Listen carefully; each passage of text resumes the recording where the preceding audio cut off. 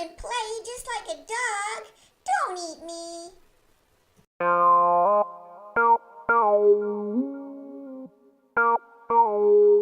Hi everybody, it's Carrie. And look what I've got here. Look, it's a burger. Yeah, look at it, a burger and fries. But listen, this burger is not made out of cows or pigs or chickens or turkeys or lambs or horses or dogs or anything like that. It's made out of fruit. Okay, but wait, don't go away. Just stay with me for a second, okay? All right, so there's this guy in New York who's got this vegan restaurant and he's making burgers out of cantaloupes. Yeah, cantaloupes, I know, right? And we used to call those muskmelon. I'm not sure. Did you guys call them muskmelon anytime? A cantaloupe? My mom called them muskmelon. Anyway, I saw this video. I went right out and bought me a big old cantaloupe and I'm gonna make this burger. So I watched his videos and I read these articles and I came up with a recipe, okay? And I know it's good because I already ate one. Not a whole burger like this, but I ate the patty and the patty itself was really good. Really good, nice, juicy, and firm, and not like a cantaloupe, right? Okay, so anyway, so I have now made it into a burger, and this is gonna be even better because it's got vegan mayonnaise, it's got the burger, it's got pickles, it's got caramelized onions, avocado, mustard, and lettuce. Yeah, and I'm gonna eat this now. I hope you watch the rest of the video and maybe go out and buy some fruit and make a burger out of it. Yeah. I hope you enjoy it. Bye. All right, here we have it. Just your regular everyday cantaloupe / muskmelon. And so the first thing I did was I decided I'm gonna cut it into burger-sized pieces. And I thought, well, I don't need these pointy bits, so I'll cut those off and then you can just eat those later, right?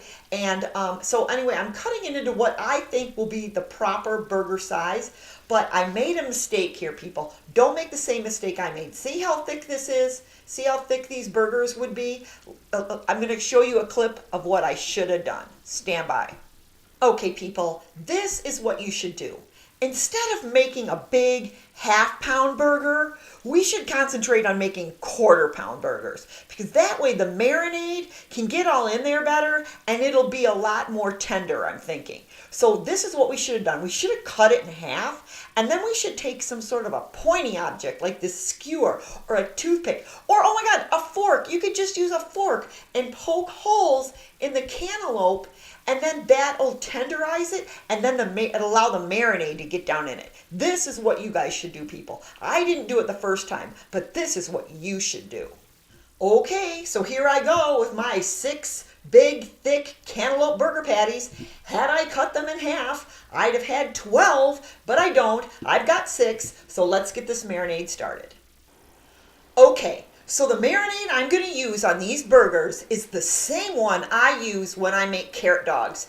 And oh my God, if you guys have not had a carrot dog, oh, they are so good. They're way better than any like processed meat, or not processed meat. Well, definitely processed meat, but you know, like an actual vegan hot dog. Carrot dogs are way better than that. Oh my God, can you imagine how much more healthy they are for you too? And they're so good. You definitely got to try carrot dogs. Oh my God, we aren't talking about carrot dogs right now though. We're making burgers.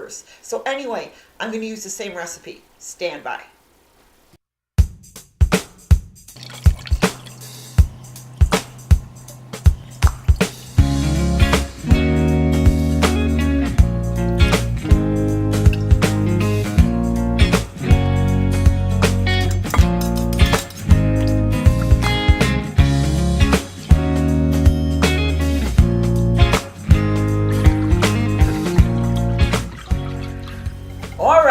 I thought I was going to be able to stick all these chunks in here and marinate them in this bowl, but this ain't going to work.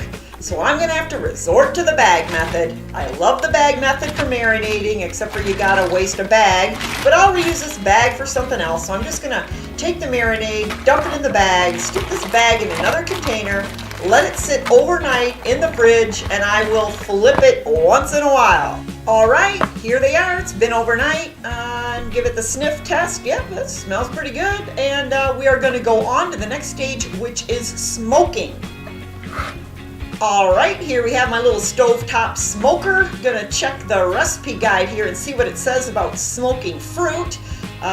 Fish, chicken, vegetables, nuts, cheese, ribs. Oh, ribs, hamburgers. Nothing about fruit. I have no idea how long I'm supposed to smoke this fruit, but we'll just wing it. So here I've got some hickory chips. I'm gonna put a couple tablespoons of hickory chips down here. So this is how this works. And if you don't have a smoker, you're just gonna add some liquid smoke to your marinade. That'll be good. But I got a smoker, so I'm gonna go ahead and try to use it here. So here we go. I'm just stacking, or not stacking, stacking would be on top of each other. I'm just gently placing my cantaloupe pieces into my smoker, and then we're going to put the lid on and we're going to turn it on. Oh, look, I can see there's me. See me? I'm right there in the reflection. I see myself. Oh, look, we've got smoke. Yay, smoke. Anyway, I ended up smoking these, oh, there I am again, for 15 minutes. So this is what it looks like after 15 minutes of smoking. I really have no idea. It ended up being about the perfect amount, I'm thinking, 15 minutes. Next step is gonna go into the dehydrator here. So these are gonna go in the dehydrator, and this is where I realized, man, that's pretty thick, man, to bite into something that thick. So this is where I decided I'm gonna cut these in half. But if you remember earlier on in the video, you should be doing this step before the marinade, slicing them in half. But anyway, here we go into the dehydrator, and I think it ended up going, for the thinner pieces, I went 125 degrees for about 4 hours. Now after 4 hours, the thinner pieces were definitely ready to come out, but the thicker pieces, they needed to stay in almost another 4 hours. Okay, so because you want them to be kind of soft and pliable when they're done. Now if you don't have a dehydrator, go ahead and just take those pieces and put them in a 170-degree oven, and then just keep checking them until they're soft and pliable, and then you can pull those out. Oh, I love me some grilled onions on some burgers, so that's the next step. I'm gonna caramelize some onions here before I get to frying my burgers. So here we go. I've got a couple teaspoons of coconut oil in this pan, and I decided, you couldn't see that real good, but this is just some like Grill Mate steak seasoning. You can use whatever you want.